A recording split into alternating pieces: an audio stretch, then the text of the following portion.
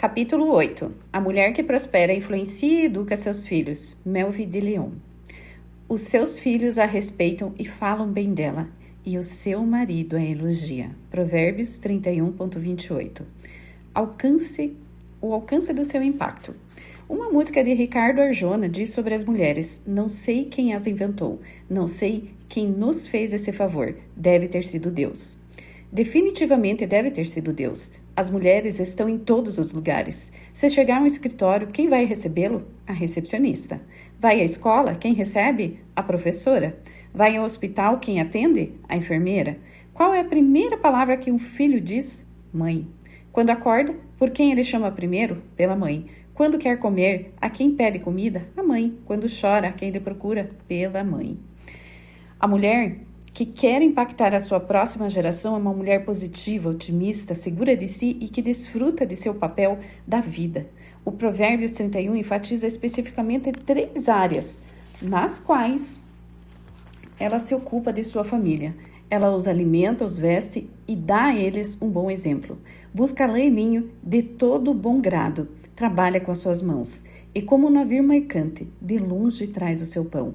E ainda à noite, já se levanta e já dá mantimento à sua casa e tarefa às suas servas. No tocante à sua casa, não teme a neve, pois todos andam vestidos de lã escarlate. Provérbios 31.13 ao 15:21.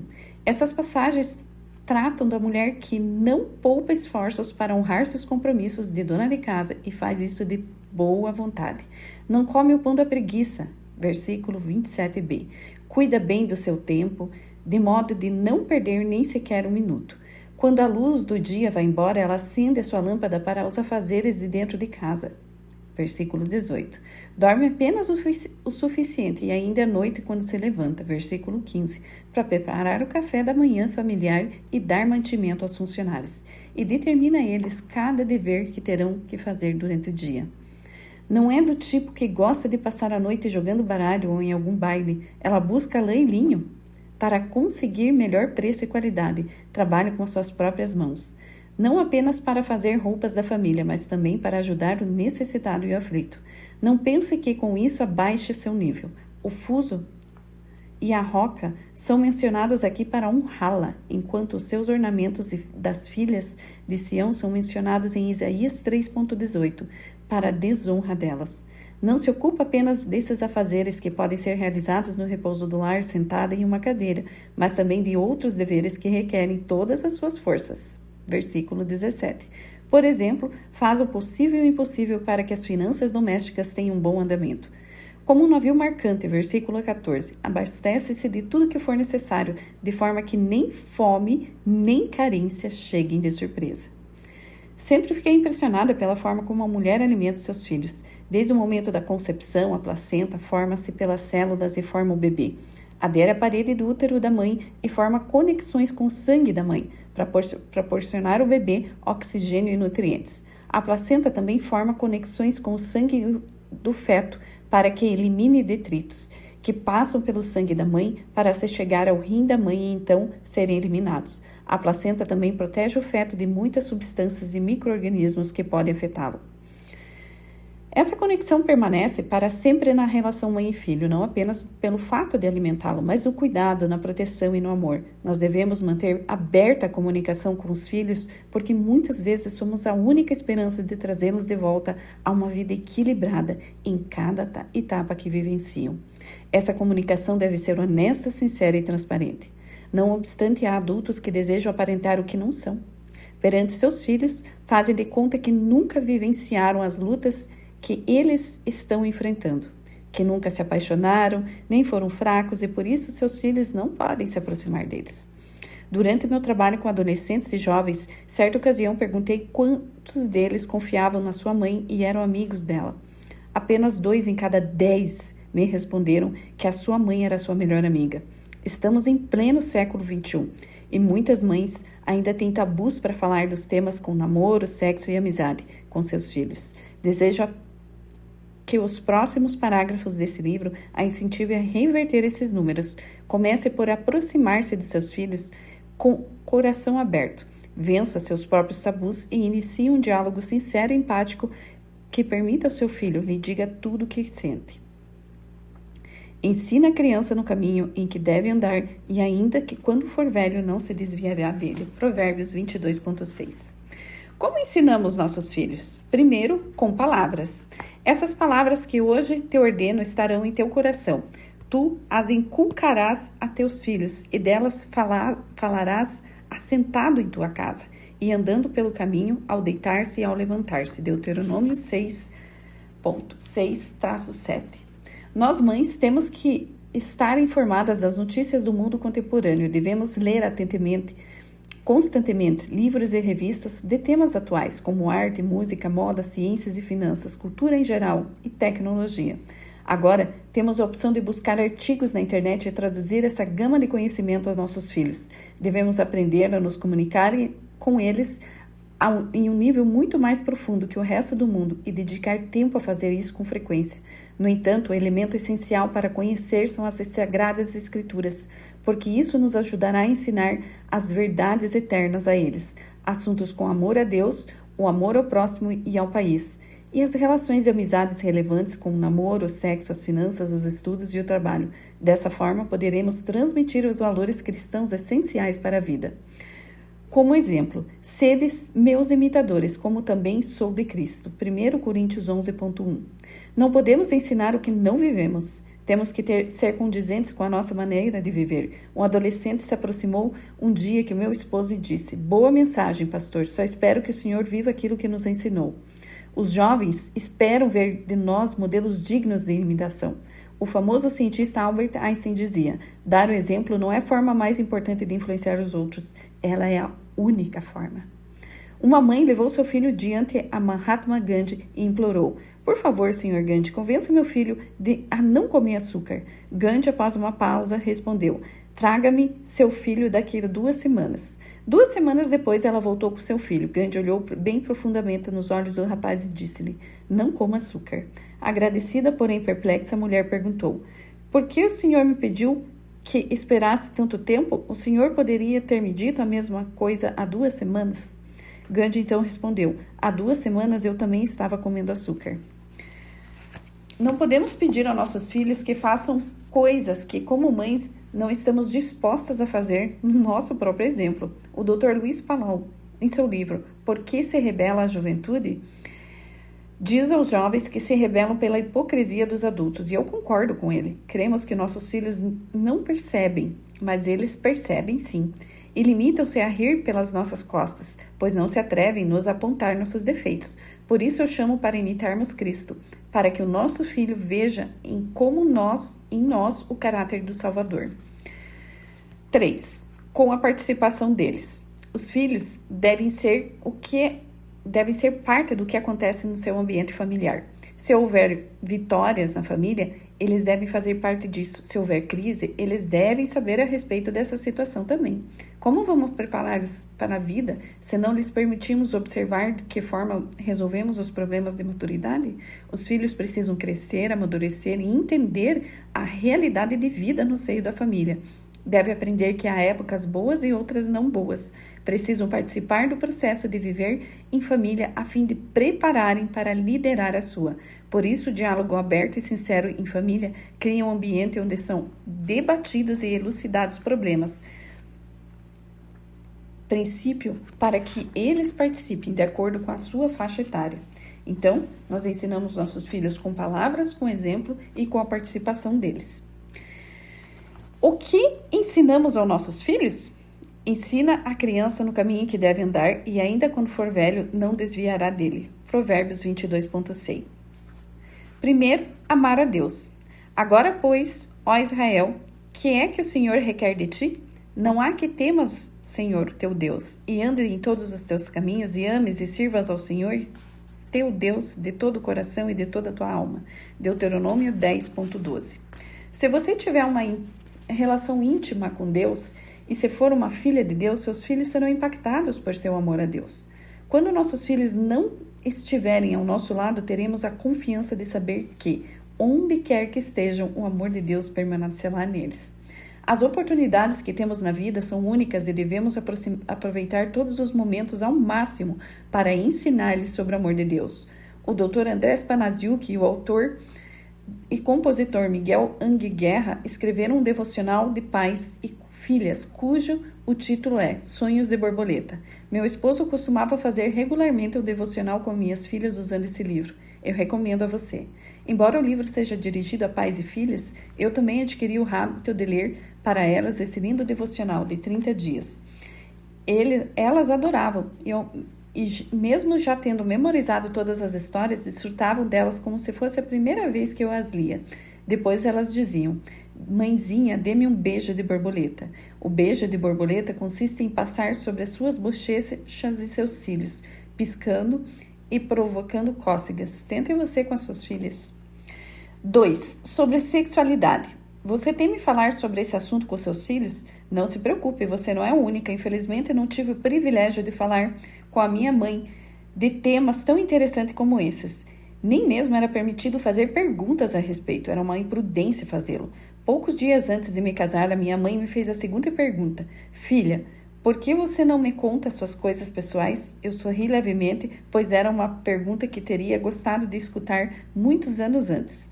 E nesse momento decidi que essa história não ia ser repetida com as minhas filhas. Eu confesso que você não tem sido fácil, mas eu tenho tido coragem de enfrentar as perguntas delas e responder com honestidade. Tive a oportunidade de ensinar-lhes temas de que muitas crianças não têm coragem de conversar com seus pais. Fiquei vermelha muitas vezes, mas agradeço a Deus que tenha falado comigo sobre as suas inquietudes. Não gostaria de ver outra criança da idade dela que a instruísse, nem que ficasse por conta de uma revista, de um programa de TV, nem da internet. Desejo ter todo o privilégio de fazer isso eu mesma. Um dos meus conselhos favoritos na adolescência foi do Dr. Luiz Palau. E este ainda é um bom conselho para muitos jovens de hoje. A maneira franca e aberta que é exposto esse tema em seu livro Sexo e Juventude nos faz ver a sexualidade sob outro ponto de vista. Recomendo a todos os pais que tenham em sua biblioteca esse útil ferramenta de consultas, na qual encontrarão diretrizes que ajudarão a criar seus filhos no caminho da vida, do amor, do sexo e do casamento. Quantas vezes, por descuido, deixamos de lado esse tema tão importante? Esse pilar pode enaltecer ou denegrir uma pessoa. Por isso, gostaria de compartilhar algumas ideias práticas que tive o privilégio de ser mãe, avó ou tia e assim ajudar as próximas gerações a resolver as suas inquietudes. A juventude de hoje sabe demais sobre sexo, mais do que você e eu juntas aprendemos durante a nossa vida. Vivemos em uma cultura obcecada por sexo e essa obsessão não está fazendo bem à sociedade. As empresas publicitárias aproveitam esse interesse para vender seus produtos e usam o sexo para vender carros, álcools, roupas, maiôs, perfumes e até comida. É por isso que os jovens de ontem e de hoje têm uma ideia equivocada sobre o significado e o valor do sexo. O primeiro passo a ser dado por nós pais é vencer o medo de falar desse tema com nossos filhos, em especial as mães, que passam muito tempo com eles. Devemos voltar aos princípios e os valores que há na Bíblia, a palavra de Deus. Nós, mães, devemos esquecer que a premissa de sexo é uma coisa suja e feia como um tabu, e por isso incentivo a ler a Bíblia, onde terá a orientação necessária. Se desejas ler uma passagem sobre a formosura do amor e a pureza do casamento, leia na Bíblia, o livro de Cântico dos Cânticos. Se deseja conhecer a advertência mais poderosa que eu já li contra a imoralidade sexual, busque o capítulo 7 de Provérbios. Se quiser instruções a respeito da ordem de uma família feliz, ideal e maravilhosamente cristã, leia o capítulo 5 do livro de Efésios. Se anseia em saber qual é o destino de quem ri da vida pura, que é o do grado de Deus, leia com atenção o capítulo 6 da primeira carta de Coríntios. Caso você deseje ver um exemplo de como Deus abençoou um jovem que se manteve puro apesar de ter tido tentações sexuais incríveis, leia o livro de José no livro de Gênesis, capítulo 39. E se deseja contemplar o castigo de uma nação por causa da sua depravação, leia a história de Sodoma e Gomorra no capítulo 19 de Gênesis. Caso queira que seus filhos vivam uma vida feliz e produtiva, isso dependerá muito da orientação que, como mãe, dá a eles. Faça-os acreditar no Senhor Jesus Cristo e comece hoje. 3. Sobre finanças. Ensinar finanças à próxima geração, por que não? Devemos evitar que as gerações seguintes cometam os mesmos erros que nós cometemos. A pergunta muitas vezes é: qual é a idade certa para começar a ensiná-los sobre isso? Eu acredito que desde que uma criança comece a contar, já pode aprender o básico sobre gerenciamento do dinheiro. Você ficará surpreso como a capacidade de uma criança de 5 anos tem para aprender sobre esse tema. 1. Devemos ensiná-los como dar generosamente. Honre o Senhor em todos os seus recursos e com os primeiros frutos de todas as suas plantações. Provérbios 3.9, NVI. A celebração dos aniversários das nossas filhas, para a nossa sorte, é no mesmo mês. Lembro que há alguns anos ganhamos tantos presentes que depois de ter dado os brinquedos a convidados ainda sobraram vários. Então decidimos de ir a um povoado próximo, encontramos uma igreja e convocamos algumas crianças desse bairro. Nós pedimos a nossas filhas que com suas próprias mãos doassem os brinquedos extras, como forma de ensinar-lhes a compartilhar. O mais importante para nós não é ensinar-lhes a dar o dízimo, mas que aprendam a dar, a ser generosos, dadivosos, a investir na vida interna. Se o nosso filho aprender a arte da generosidade desde pequeno, quando se tornarem adultos, eles darão sem tornar isso um problema. 2. Devemos ensiná-los a poupar. Observe a formiga, ó preguiçoso. Reflita nos caminhos dela e seja sábio. Ela não tem chefe, nem supervisor, nem governante e ainda assim armazena suas provisões do verão e na época da colheita ajunta o seu alimento. Provérbios 6.6-8 NVI. A poupança deve ser acompanhada de metas. Quando nossas filhas pediram um telefone celular, nós falamos a elas que não era item de necessidade e que, se desejassem ter um, deveriam trabalhar para comprá-los. Elas então fizeram determinadas tarefas em casa pelas quais foram pagas. Um mês depois haviam poupado dinheiro suficiente para adquirir um celular. Nós as acompanhamos até a loja e elas mesmas compraram seu aparelho. Logo surge a típica pergunta: quem paga pelo pacote de minutos? Conforme o orçamento, elas continuaram realizando tarefas em casa para pagar o próprio cartão pré-pago. Quando forem adultas e trabalharem, elas já terão adquirido o hábito de dar e poupar. Mas aprenderão a fazer isso por meio de metas concretas na vida. 3. Devemos ensiná-los a gastar sabiamente. Esforce-se para saber bem como suas ovelhas estão. Dê cuidadosamente atenção ao seu rebanho, pois as riquezas não duram para sempre, e nada garante que a coroa passe de geração a outra. Provérbios 27:23-24. É importante que nossos filhos saibam desde pequenos que o dinheiro está a serviço do homem e não o homem ao serviço do dinheiro. Além de saber poupar, eles devem aprender a gastar sabiamente. Ensine eles a diferença entre uma necessidade, um desejo de qualidade ou simplesmente um desejo. Compartilhe essas ideias que já foram tratadas no livro e ensine a seus filhos. Explique as diferenças para que seus filhos não passem pela maioria dos problemas financeiros que as famílias latino-americanas têm hoje. 4. Devemos ensiná-los a evitar o endividamento. O rico domina sobre o pobre. Quem toma emprestado é escravo de quem empresta. Provérbios 22.7 NVI. Uma criança disse a seu pai que queria um carrinho de brinquedo, mas não tinha quantia suficiente para comprá-lo. Seu pai o advertiu que o brinquedo não era de boa qualidade e que não valia a pena comprá-lo. A criança, porém, insistiu e pediu a quantia que ainda faltava. O pai falou: "Bom, eu te empresto dinheiro, mas você terá que pagar com juros." A criança não tinha noção do que estava fazendo. Queria o brinquedo naquele instante. O brinquedo, é claro, não durou nem uma semana, como seu pai havia falado. No entanto, o menino teve que enfrentar uma triste realidade. Já não tinha um brinquedo, mas possuía uma dívida com o pai.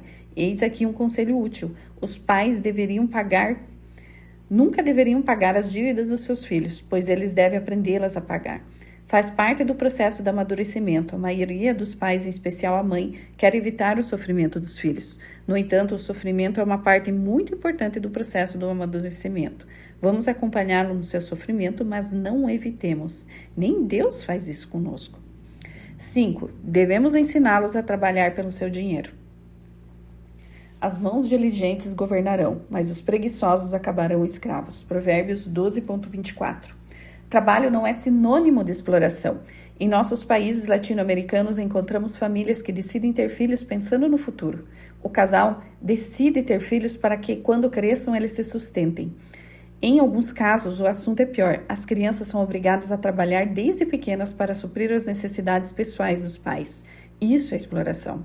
Ensiná-los a trabalhar pelo seu dinheiro é orientá-los sobre a responsabilidade. Os filhos, dependendo da idade, podem realizar tarefas do lar e os pais devem pagar por elas. No entanto, tenhamos muito cuidado. Há tarefas que não devem ser pagas. Por exemplo, fazer a cama é responsabilidade dos filhos, assim como arrumar a roupa, limpar seu quarto e fazer a lição. Porém, há outras tarefas que não são responsabilidade deles, como lavar louça, resolver algum problema, ajudar na limpeza de casa, lavar o carro, etc. Por essas atividades, você deveria pagar certa quantia em dinheiro, sempre em múltiplo de 3. Compre para seu filho 3 cofrinhos e pegue 3 copos e coloque cada uma etiqueta e diga: dar, poupar, e coloque em cada uma etiqueta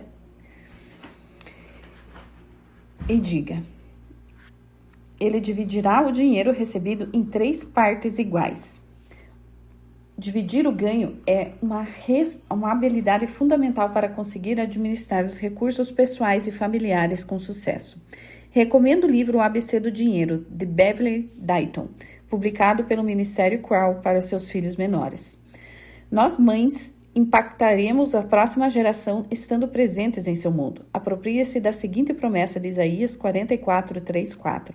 Porque derramei água sobre o sedento e torrentes sobre a água seca. Derramarei o meu espírito sobre a tua posteridade e minha bênção sobre os teus descendentes. E brotarão como erva, como salgueiros junto às correntes das águas.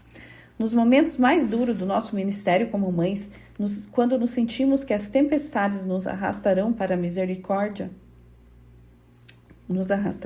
sem misericórdia e não sabemos como resolver problemas dos nossos filhos, apropriemos-se dessa linda promessa para nos ajudar a ficarmos firmes e impactar a vida deles. É muito comum em nossas reuniões de oração da igreja a percepção de que o pedido de uma mãe é sempre pelos filhos. Sim, esse é o dom precioso de Deus e devemos cumpri-lo com fidelidade. Durante uma viagem para participar de um seminário para pastores, chegamos a um hotel para descansar. Eu havia levado um livro, sempre tive vontade de ler. Seu nome era A Geração Emergente, escrita por Júnior Zapata. Mal havia começado o prefácio e ele estava totalmente submergida nele. Naquele mesmo dia, devorei até o fim. Como mulher que tem mais de 40 anos, talvez você não concorde com o conteúdo apresentado pelo autor. No entanto, me identifiquei com muitas coisas que o meu contemporâneo Júnior escreveu sobre a necessidade de acabar com os preconceitos e paradigmas para amar e entender os adolescentes de hoje. Pode ser que você seja dona de casa, enfermeira, médica, arquiteta, profissional liberal, empresária ou mulher de negócios. Não importa a sua atividade, eu convido a conhecer o universo dessa nova geração. Os filhos têm formas distintas de se comunicar e você, como mãe, deve buscar a forma mais efetiva de fazer isso. Minha filha mais velha é uma jovem muito comunicativa, por isso não é difícil conversar com ela. Ela adora que eu responda às suas inquietudes. Eu tive o lindo privilégio de estar muito próxima dela em todas as suas emoções que experimentou como adolescente. Já minha outra filha não conversa muito de forma pessoal. Eu estava pedindo a Deus que me ajudasse a aproximar-me mais dela, quando, em certa ocasião, em que estávamos as duas usando a internet, começamos um bate-papo online, e de uma maneira tão aberta como nunca antes havia acontecido. Agora, por vezes, estamos na mesma casa, ela no seu quarto e eu na sala, e batemos um papo pela internet. Se não gostar de tecnologia, eu a convido a fazer um esforço para aprender alguma coisa a respeito. Parece difícil, mas não é. Você deve apenas ser perseverante. Se fizer isso, aprenderá sobre o mundo em que vivem seus filhos. Poderá ver as fotos que publicam na web e quais são suas atividades. Conhecerá melhor as pessoas com que se relacionam e até poderá começar a receber mensagens de texto. Veja algumas perguntas importantes. Você conhece o mundo da internet? Sabe quais são as páginas frequentadas pelos seus filhos? Conhece os amigos com os quais eles se comunicam em outros países? Conhece e entende os gostos dos seus filhos? Sabe qual é o sonho dos seus filhos? Nunca é tarde demais para começar. Conheci uma mãe que me disse: não gosto nada dos meus filhos andam fazendo, mas é necessário aprender sobre novas tecnologias. Caso contrário, perderei a chance de entrar em seus mundos. E um dia estarei com eles e não estarão comigo. Não estou sugerindo que siga os gostos dos seus filhos, vestindo-se como eles, mas nem peço que aceite tudo sem contestação. Apenas que os ame e seja um exemplo para que eles transfiram para suas vidas o legado das verdades eternas. Escute música com eles, aproveite um filme e em determinado momento mostre a eles a diferença entre o bem e o mal. Perguntas práticas do capítulo 8. Qual é o seu estilo de aprendizagem que você pratica com os seus filhos? 2. Como você ensina a amar a Deus? Poupar? Dar generosamente? Gastar? Trabalhar pelo seu dinheiro? Escolher boas companhias? Entender seus papéis sexuais? Multiplicar valores cristãos?